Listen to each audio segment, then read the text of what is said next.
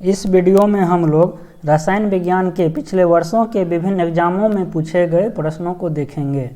पहला प्रश्न है, ढलवां लोहे में कार्बन का प्रतिशत कितना होता है? आंसर हो जाएगा ऑप्शन नंबर सी, 3 से 5%।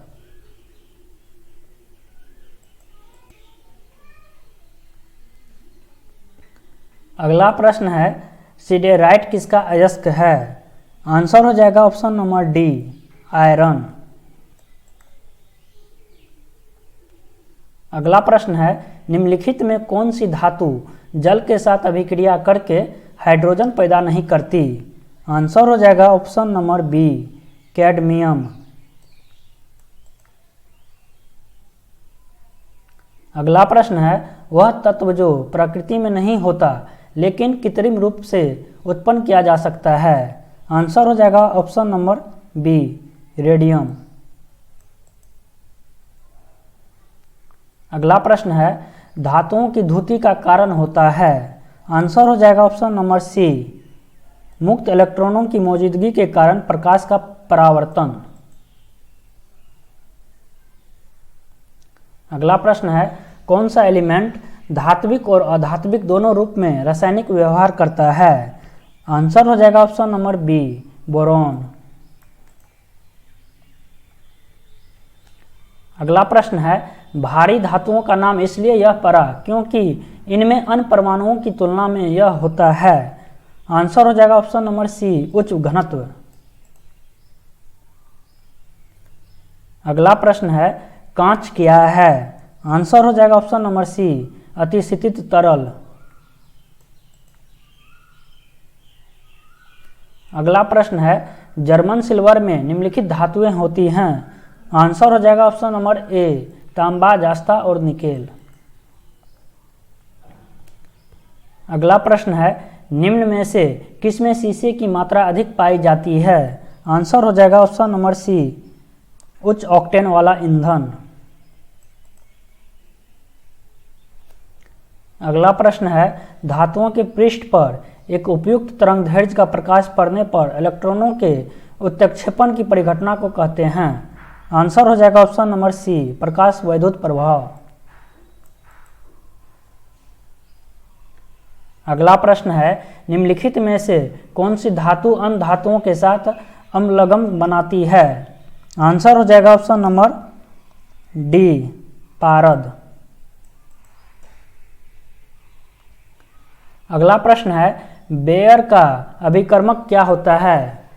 आंसर हो जाएगा ऑप्शन नंबर ए, क्षारीय पोटेशियम परमैंगनेट। अगला प्रश्न है, लोहे में बहुत शीघ्र जंग कहाँ लगती है? आंसर हो जाएगा ऑप्शन नंबर बी, समुद्र के जल में। अगला प्रश्न है, विद्युत तापी साधन के लिए तापी घटक बनाने के लिए जिस मिश्र धातु का प्रयोग किया जाता है वह कौन सी है? आंसर हो जाएगा ऑप्शन नंबर सी, नाइक्रोम।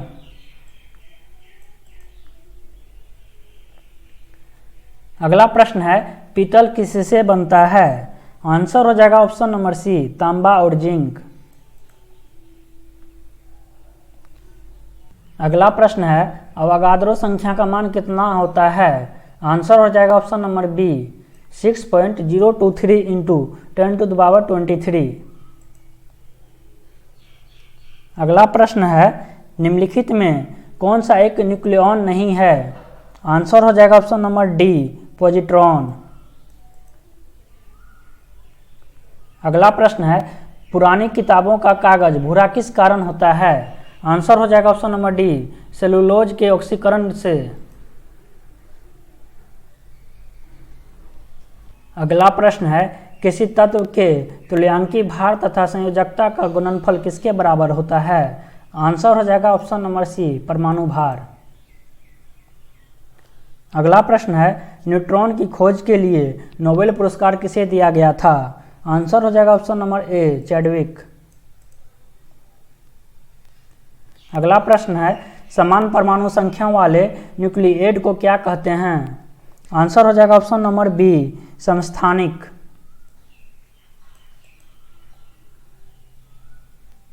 अगला प्रश्न है, निम्नलिखित में से वह कण कौन सा है जो ऋणात्मक रूप से आवेशित होता है? आंसर हो जाएगा ऑप्शन नंबर डी, इलेक्ट्रॉन।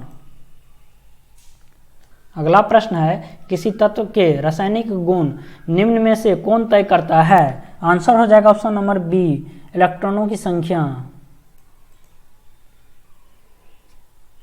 अगला प्रश्न है, कौन से दो आधारभूत बल दो न्यूट्रॉनों के बीच आकर्षक बल उपलब्ध करा सकते हैं? आंसर हो जाएगा ऑप्शन नंबर सी, गुरुत्वीय और नाभिकीय।